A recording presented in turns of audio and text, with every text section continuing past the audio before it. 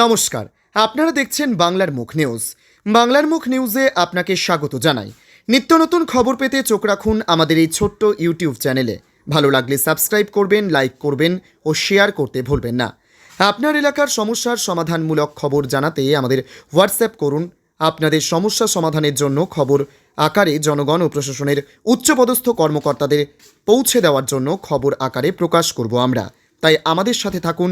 Mobile নম্বর 9775966222।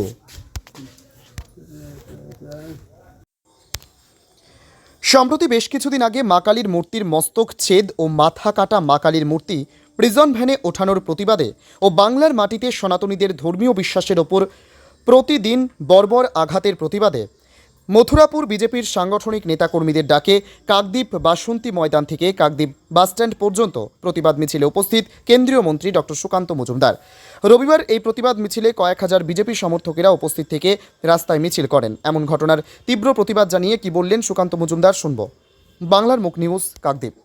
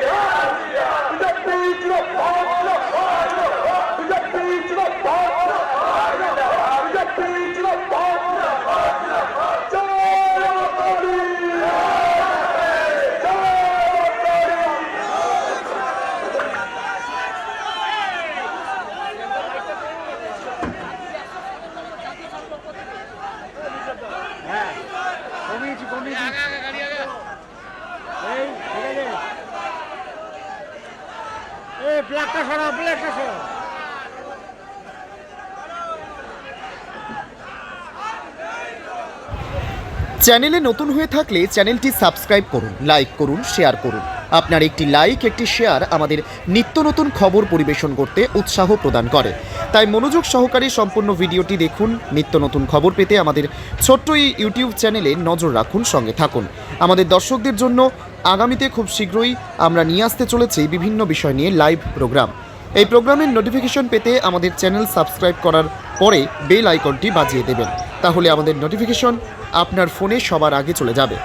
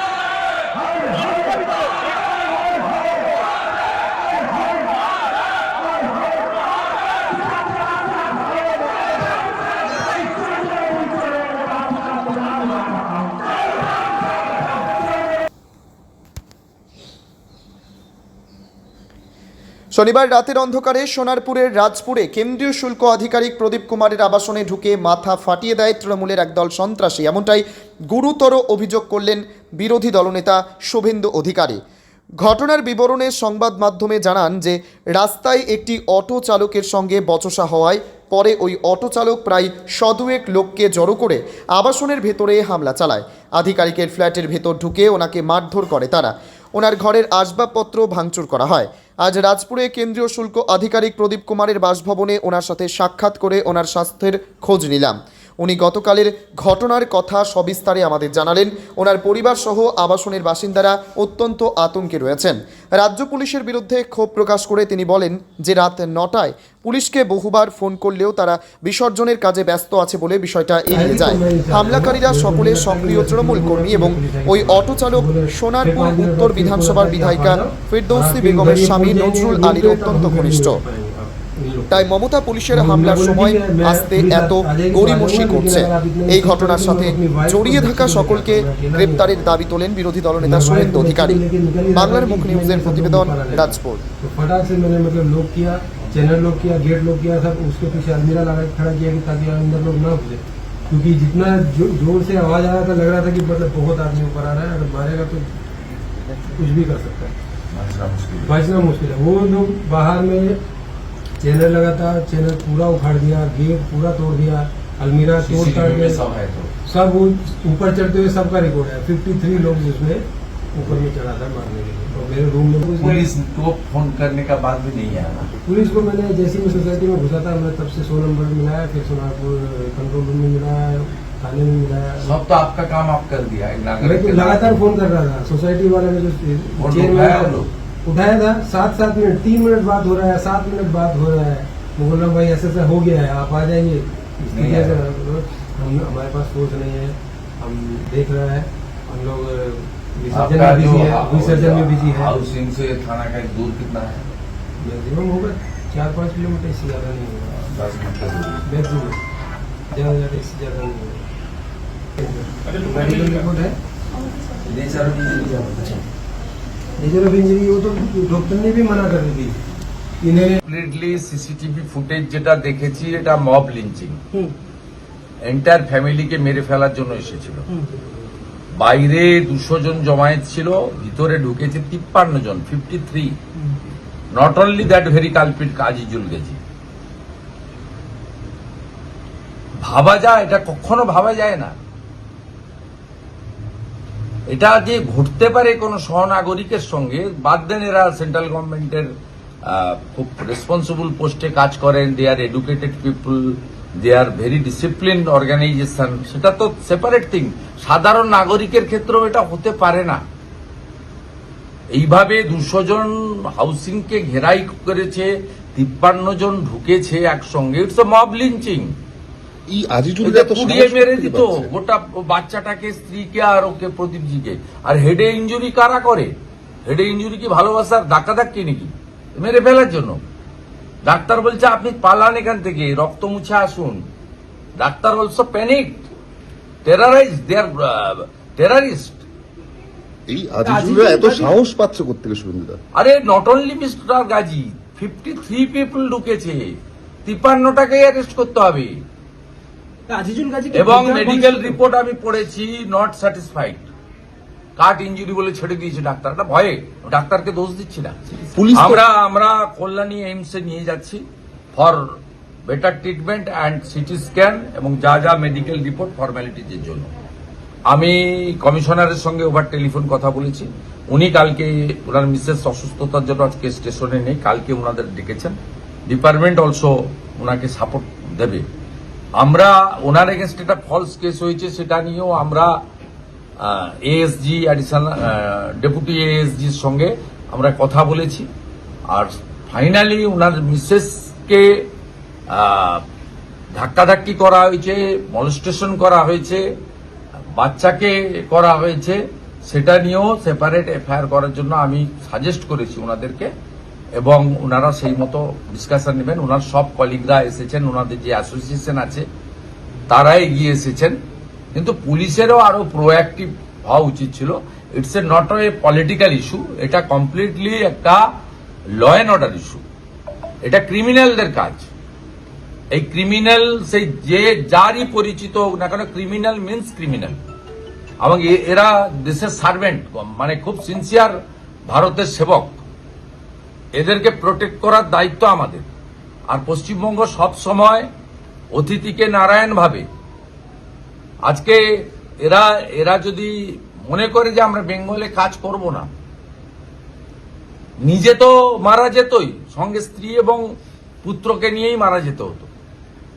Mob lynching যখন হয়, 53টা লোক ঢুকেছে, ভেঙেছে ঘরের দরজা, তো হরেবল। ডিকশনারিতে কোনো ভাষা নেই কন্ডেম করার। They want justice, we want also justice. ঘন্টা খানেক ধরে র্যাম্পেজ করলো, পুলিশের কোনো দেখা মিলল না। যে একেবারে ঢালাও সিকিউরিটি ব্যবস্থা করা হয়েছে, কিন্তু সেই সময়তে কোনো সিকিউরিটির লোকরা উনাকে ফোন করে, উনি প্রথম পুলিশকে 100তে ফোন করেছেন, পরে সোনারপুর পুলিশ কন্ট্রোলে ফোন করেছেন। পুলিশ প্রথমে রেসপন্স করেনি, 7 মিনিট পরে ফোন ধরেছে। পুলিশ বলেছে আমাদের কাছে ইমার্শনের জন্য ফোর্স থানায় নেই, আমরা পাচ্ছি না আপনাকে হেল্প করতে। পুলিশ বলেছে আমাদের কাছে ফোর্স নেই, সব কালী পুজোর ইমার্শনে চলে গেছে, আমরা আপনাকে হেল্প করতে পারছি না। আর নিচ থেকে সিকিউরিটিকে উনি 3 বার রিফিউজ করেছেন যে আমি যাব না, মেরে ফেলতে পারে, পুলিশ এলেই আমি নিচে নামবো। যদি কোনো কথা বলার থাকে, কোনো হটটক হয়ে থাকে, কিছু থাকে, আমি কথা বলতে রাজি আছি। কিন্তু আমি ইন প্রেজেন্স অফ পুলিশ আমি পার্সোনালি আনসেফ ফিল করছি। সিকিউরিটি যে 2-3টে লোক নিচে আছে, তারা অত্যন্ত ডিউ টু দেয়ার ফিয়ার সাইকোসিস, তারা বলছে আপনি আসুন, নইলে ভেঙে ফেলবে এরা। তা ফাইনালি উনি বাচ্চার স্ত্রীকে নিয়ে বলেছেন যে আমি উইটনেস দেবো, যদি আমাকে মরতেই হয় সাক্ষী রেখে মরব। বাচ্চাকে এবং স্ত্রীকে নিয়ে বেরিয়েছে। উনি কি করবেন? আপনি বলছেন সিকিউরিটি আছে, সিকিউরিটি লোকদের কি আছে? গুলি চালানোর পাওয়ার আছে? অ্যারেস্ট করার ক্ষমতা আছে? পুলিশ 2 ঘন্টা তো থার্ড পার্টি সিকিউরিটি। সিকিউরিটি মানে কি? ফর ভিজিল আর গেট খোলা, গেট বন্ধ করা। এর বাইরে হাউসিং এর সিকিউরিটির ফাংশন কি? শুভেন্দুদা, ঘন্টা খানেক ধরে র্যাম্পেজ চললো, এতগুলো মানুষ এক জায়গায় আসলো, এর নেপথ্যে থেকে কোনো অর্গানাইজড কোনো কিছু কাজ করেছে আপনারা? দেখুন, এই ঘটনাটা ঘটবে কেউ জানেও না, আর ঘটানোর জন্য পরিকল্পনা তো আমরা। বাস্তবিকে এদের হাতে চলে গেছে এলাকাটা, এদের হাতে চলে গেছে, এটা কমন ব্যাপার। ও যদি আপনার এক্ষুনি আপনি নেমে যাচ্ছেন, আপনার ক্যামেরাটা কাড়িয়ে নিতে পারে, চিপটা খুলে ভেঙে দিতে পারে, মোবাইল ফোনটা কাড়িয়ে নিতে পারে। যদি মনে করে এলওপির গাড়িটাও ভেঙে দেবো, এক্ষুনি ভেঙে দেবে। আমার সঙ্গে সিআরপি আছে, তারা দাঁড়িয়ে দাঁড়িয়ে দেখবে, গুলি করতে পারবে না। অতএব এদের হাতে চলে গেছে। ইটস এ নতুন কিছু নয়, এটা completely breakdown of the law and order, যেটা সংবিধান রাজ্য সরকারকে দিয়ে গেছে, রাজ্য সরকারের পুলিশ এর জন্য আছে, ট্যাক্স পেয়ারদের বেতন পায়। আগে সিআরপিসি আইপিসিতে ছিল, এখন বিএনএস আছে। কোন ঘটনায় কি করতে হবে বলে দিয়েছে ভারতের পার্লামেন্ট বিএনএস এ। এটা যদি অ্যাক্ট না করে কি করবে? মার খাওয়ার পরে চিকিৎসাটুকু পেল না, আপনারা কি এইমসে নিয়ে যাচ্ছেন? এইমসে নিয়ে যাচ্ছি। ওনার বিরুদ্ধে মামলা করেছে, তার লিগ্যাল প্রোটেকশন ইউনিয়নের লয়াররা দেবে, আমি কোঅর্ডিনেট করে দেবো। ওনার অফিসের সঙ্গে, বসেদের সঙ্গে ওরাও কথা বলেছেন, আমিও কথা বলেছি এখান থেকে কমিশনারের সঙ্গে। আমি বলেছি আপনারা লোকালি প্রোটেক্ট করুন under the leadership, under the, মানে এটা হচ্ছে মিনিস্ট্রি অফ ফিনান্সের আন্ডারে। যদি দরকার হয় আমি প্রিন্সিপাল সেক্রেটারি ফিনান্সের সঙ্গে কথা বলবো, অনারেবল মিনিস্টার নির্মলাদির সঙ্গে কথা বলবো, কিন্তু সেটা দরকার হবে না। ওনার যারা এখানে কমিশনার বা অন্য যারা আছেন তারা আমাকে খুব গুড রেসপন্স করেছেন, আমরা ফুল আছি। দেখুন ওনাদের কলিগরা সবাই ছুটে এসেছেন, বেঙ্গল অ্যাসোসিয়েশনের যে সেক্রেটারি নজরুল ভাই নিজে ছুটে এসেছেন, সকলে মিলে নৌসাদ ভাই ছুটে এসেছেন। তা আমাদের সকলে মিলে ওনার কলিগরা পুরো পার্টিশন দাঁড়িয়েছে। আর আমিও as a leader of opposition এসেছি। সরকার যখন কোনো লোককে প্রোটেকশন দিতে পারে না, তখন লিডার অব অপোজিশনের কাজ হচ্ছে তার পাশে দাঁড়ানো। এই অবস্থা ওনারা কি ওই বাড়িতে থাকতে এখন ভয় পাচ্ছেন? আতঙ্কে কি মানে বাড়িতে থাকতে ভয় এরা পাচ্ছেন? কলকাতা থাকতেই আনছে। কিছুদিন আগে আপনারা দেখেছেন মেডিকেল কলেজ দুর্গাপুরে আইকিউসিটিতে ওই উড়িষ্যার বাবা কি বলেছে যে আমার মেয়েকে এখানে পড়াবো না। এরা বলে দেবে চিঠি লিখে যে আমি এখানে ফ্যামিলি রাখবো না, সেন্ট্রাল গভর্নমেন্ট নিয়ে চলে যাবে অন্য জায়গায়, সেফ জায়গায় নিয়ে চলে যাবে। কিন্তু আমরা ক্ষতিগ্রস্ত হব। এরা যে কাজটা করে এ তো দেশের স্বার্থে, রাজ্যের স্বার্থে করে, মানুষের স্বার্থে করে না, সেগুলো তো অন্য কথা। চেতলায় খুনের ঘটনায় যে দুজনকে গ্রেফতার করা হয়েছে তারাও সব স্থানীয় বাসিন্দা, এলাকারই লোকজন। জায়গাগুলো সব হাতের বাইরে চলে গেছে, গুন্ডাদের হাতে চলে গেছে, গুন্ডাদের হাতে চলে গেছে। পুলিশের এই যে inaction, it's not good, not good. Rajiv Kumar DGP should answer. সব ইস্যুতে প্রেস করেন, উনি প্রেস করুন, সুপ্রতিম সরকারকে দিয়ে, জাভেদ শামীমকে দিয়ে প্রেস করুন। গঙ্গারামপুর শহরে ছট পুজোর ঘাট পরিদর্শন করলেন পৌরসভার চেয়ারম্যান প্রশান্ত মিত্র। রবিবার গঙ্গারামপুর শহরের খেয়াঘাট ও আশ্রম ঘাটে ছট পুজো ঘাট পরিদর্শন করে সমস্ত দিক খতিয়ে দেখলেন তিনি। কথা বললেন পুজো কমিটির সদস্যদের সাথে। প্রসঙ্গত দুর্গাপুজো ও কালী পুজোর এবারে ছট পুজোই মাততে চলেছে রাজ্যবাসী। আগামীকাল গোটা রাজ্য জুড়ে ছট পুজোতে মাতবে হিন্দিভাষী মানুষের পাশাপাশি সকল ধর্মের মানুষজন। তাই এখন পুজোর ঘাটগুলিতে চলছে শেষ মুহূর্তের প্রস্তুতি। ইতিমধ্যে ছট পুজোকে ঘিরে সেজে উঠেছে গঙ্গারামপুরের পুনর্ভবা নদী ঘাটগুলি। প্রতি বছর গঙ্গারামপুর শহর সহ আশেপাশে এলাকার প্রায় কয়েক হাজার মানুষ পুনর্ভবা নদীর ঘাটগুলিতে ছট পুজোর উৎসবে মেতে থাকবেন। এবছরও ছট পুজোতে মেতে উঠতে চলেছে হিন্দিভাষী মানুষজন। সোমবার বিকেল থেকে গঙ্গারামপুর শহরে পুনর্ভবা নদীর ধারে সূর্যদেবের উদ্দেশ্যে অর্ঘ্য নিবেদন করতে ভিড় জমাবে ভক্তরা। তার আগে এদিন ছট পুজোর ঘাট পরিদর্শন করলেন পৌরসভার চেয়ারম্যান প্রশান্ত মিত্র। গঙ্গারামপুর থেকে শান্তনু মিশ্রের রিপোর্ট, বাংলার মুখ নিউজ। মন্ত্রী বিপ্লব দা, ওনারও সহযোগিতা যথেষ্ট আছে। আশা করি এবছরে আমাদের জনসংগ্রাম সমাগম যথেষ্ট ভালো হবে। আমরা জায়গা দিতে পারবো কিনা আমাদের এটাই চিন্তা আছে। ঠিক আছে, আপনার নাম কি? আমার নাম সুরেশ প্রসাদ জয়সওয়াল। কি কি ব্যবস্থা আপনারা করেছেন? এখানে পৌরসভার পক্ষ থেকে প্রতি বছরের ন্যায় এবারও যে ছট পুজো, সেই ছট পুজোকে কেন্দ্র করে কয়েকটি ঘাট, যেমন আমাদের এই আশ্রম ঘাট এবং আমাদের খেয়া ঘাট, এই দুটো জায়গাকে কেন্দ্র করে গঙ্গারামপুরে ছট পুজো এত ব্যাপক হারে যে সাড়া পড়ে গেছে সমস্ত মানুষের কাছে, যে প্রচুর মানুষের ঢল নামে আগামীকাল ছট পূজাকে কেন্দ্র করে বিকাল থেকেই শুরু হয়ে যায় এবং পুজোটা দুপুর থেকে শুরু হয়, যেহেতু 27 তারিখ আগামীকালই ছট পুজো। তো সেই কারণেই এখানে প্যান্ডেল করার যে ব্যবস্থা, সেই ব্যবস্থাটাও শুরু হয়ে গেছে এবং বেনারস থেকে তারা এখানে যে প্রদীপ, যে আরতির ব্যবস্থা, সেই ব্যবস্থাও করেছে এই আশ্রম ঘাটের কমিটি এবং তারা সেখানে ছটা স্ট্যান্ড বানিয়েছে, যেখানে দাঁড়িয়ে সেই মানুষগুলো সেখানে আরতি করবেন এবং মানুষকে যে আনন্দ দেওয়া সেই আনন্দটা দিবেন, এবং পুজোকে কেন্দ্র করে যে অনুষ্ঠান সেই অনুষ্ঠানটা এখানে হতে যাচ্ছে আগামীকাল বিকাল থেকে। তো সেই কারণে হচ্ছে একটা জমজমাট পরিবেশের মধ্যে আমাদের জেলার মধ্যে সবচেয়ে বড় পুজো এখানেই হয়, কারণ প্রশাসনও এটা এসছিলেন, দুপুর 1টার দিকে এসছিলেন ওনারা, এসডিও সাহেব থেকে শুরু করে এসডিপিও সাহেব থেকে শুরু করে সবাই, আইসি থেকে শুরু করে সবাই এসছিলেন, এবং তারা প্রতি বছরই আসেন, প্রতি বছরই দেখে যান কি কি অ্যারেঞ্জমেন্ট আছে এখানে।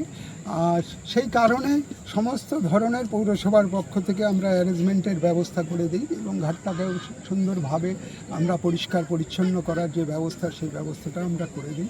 এবং তার সঙ্গে সঙ্গে আরও এই চ্যানেলে নতুন হয়ে থাকলে চ্যানেলটি সাবস্ক্রাইব করুন, লাইক করুন, শেয়ার করুন। আপনার একটি লাইক, একটি শেয়ার আমাদের নিত্য নতুন খবর পরিবেশন করতে উৎসাহ প্রদান করে।